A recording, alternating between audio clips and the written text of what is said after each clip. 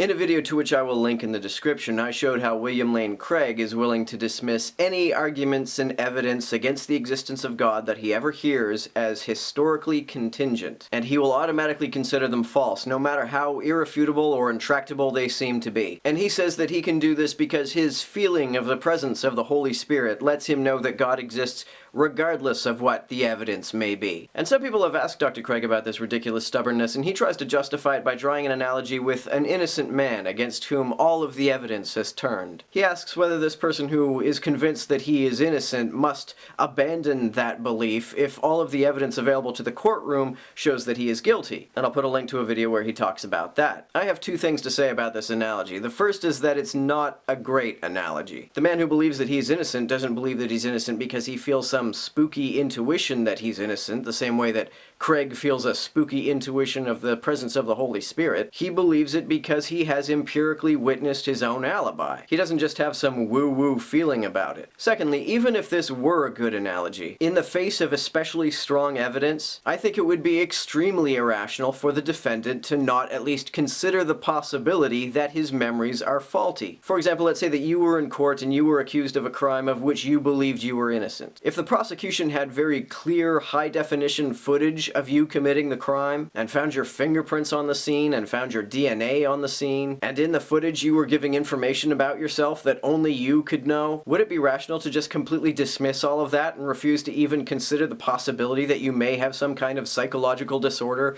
that caused you to commit the crime and then forget about it? No, it would be completely irrational for you to refuse to consider that possibility. If I were in that position, I would be very willing to at least consider the possibility that my memories were faulty. In fact, I would think that it was even likely that my memories were faulty. But even if that didn't convince you, it would be completely irrational for you to not at least be willing to be convinced. And Craig is not even willing to be convinced. He says, "The witness of the Holy Spirit is indeed an intrinsic defeater of all defeaters brought against it." In other words, his warm and fuzzy feeling that God exists automatically takes precedence over any evidence that ever has been shown to him or ever could be shown to him. He believes that it is outright impossible, and he uses that word, impossible, for this intuition of his to be wrong. And I think an innocent man would have the epistemic right to dismiss some evidence against him, maybe even a lot of evidence against him, if he had empirically witnessed his own alibi. But Craig does not base his belief that God exists on empirical experience. He ultimately believes that God exists based on a feeling, on an intuition, and that is in no way rational. Craig's position is that he will continue to believe in his religion regardless of any evidence that will ever be shown to him. I can't think of a single circumstance under which such an attitude is a reasonable one. It is, in my opinion, the most irrational epistemic position anyone could ever possibly have.